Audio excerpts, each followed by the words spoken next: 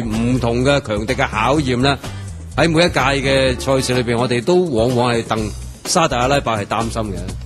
咁即係每次如果防守都係咁樣嘅話咧，睇嚟都真係幾惡搞嘅。咁究竟就話喺整場賽事入面啊，即係有咩沙特嘅防守上嗰啲漏洞咧？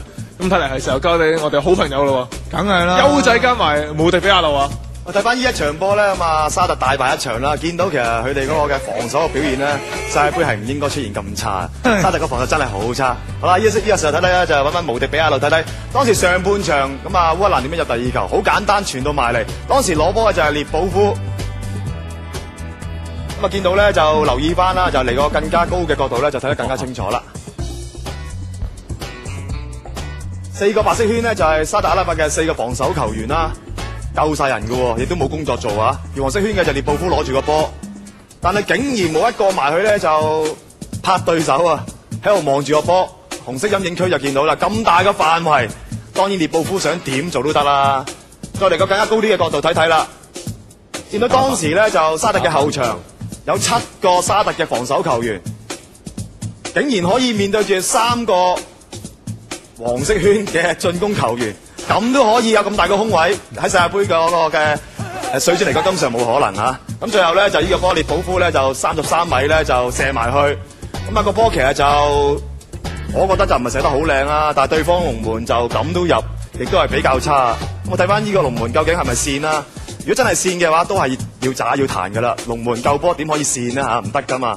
我睇翻下半場啦，當時落後嘅情況之下咧，沙特好快輸到第3球啊！點樣輸咧？呢個時候睇睇啦。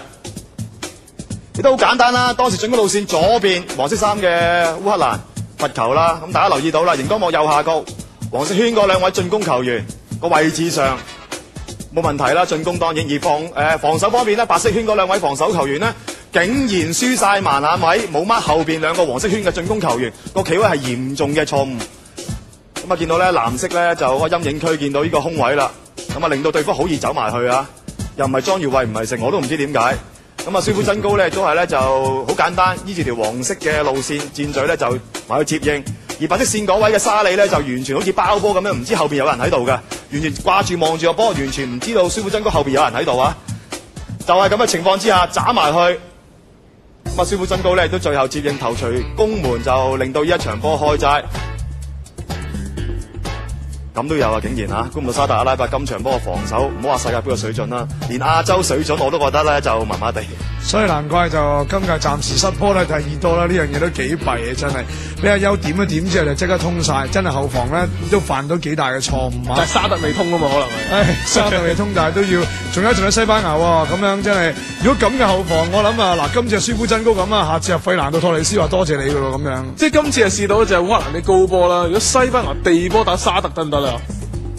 其實西班牙咧就係呢一組裏邊咧最強嗰支球隊嚟嘅，可以話咧就係沙特阿拉伯咧就係都未曾知個死字點寫，而家先知咧就係話對住一隊係俾西班牙數咗4球嘅烏克蘭就輸4球，哇！如果咁樣計法，都唔知係4乘4好，抑或4+4好喎。冇咁多人驚話，再講嚇死啊！巴基達都似喎呢個時間啊！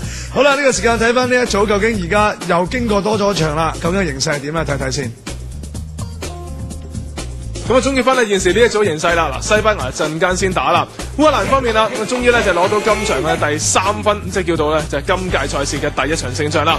咁贏咗沙特之後啦，咁現時沙特個弊嘅情況咧就話同突尼西亞同分啦，咁但係突尼西亞咧就仲未打第2場賽事啊。咁即係形勢上始終最惡劣咧，仲係沙特。